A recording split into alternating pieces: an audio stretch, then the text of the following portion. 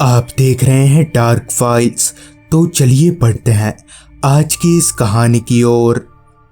उस शाम जब दादाजी और उनका प्रिय दोस्त चंद्रकांत शहर के बाजार से गेहूं बेचकर वापस गांव लौट रहे थे तो बाजार की तकरीबन सारी दुकानें बंद हो चुकी थीं।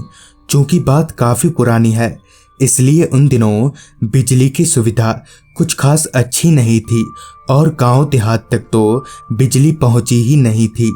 खैर दादाजी और चंद्रकांत को लिए बैलगाड़ी चली जा रही थी क्योंकि थोड़ी देर पहले ही बारिश हुई थी।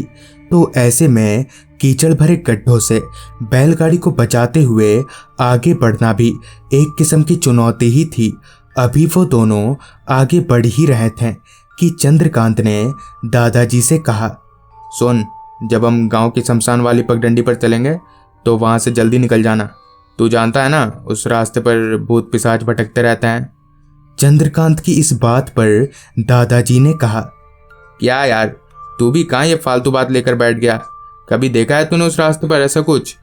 तो चंद्रकांत बोला, नहीं देखा तो नहीं है, पर गांव वाले बोलते रहते हैं।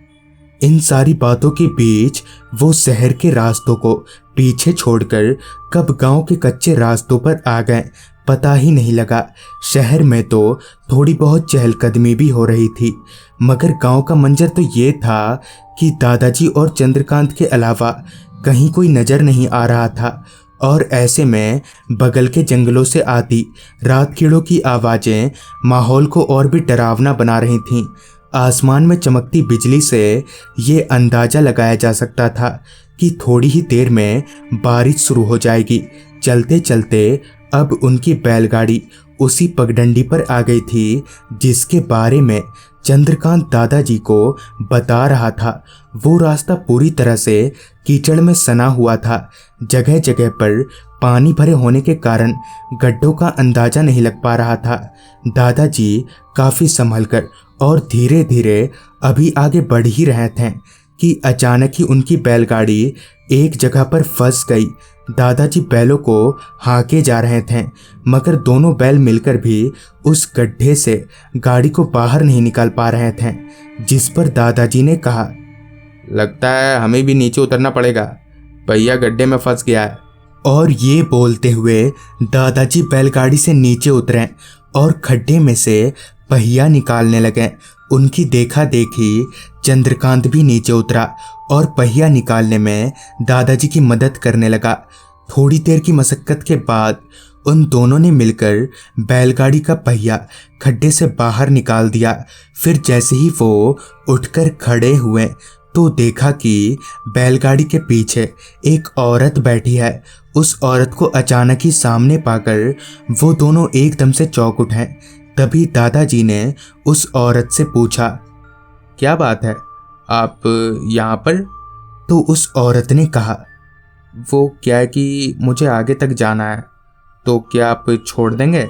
जिस पर दादाजी ने कहा, जी ठीक है। और ये बोलकर दादाजी सामने और चंद्रकांत उस औरत के साथ पीछे बैठ गया और बैलगाड़ी फिर से चलने लगी। चलते चलते दादाजी के जहन में एक सवाल आया कि ये औरत इस दियावान रास्ते पर अकेले क्या कर रही थी। दिमाग में इसी तरह के कई सवालों को लेकर अभी वो तीनों आगे बढ़ ही रहे थे कि दादाजी को पीछे से चंद्रकांत की चीख सुनाई दी। जब उन्होंने पीछे पलटकर देखा तो उनके रगों में दौड़ता खून पल भर के लिए सूख चुका था।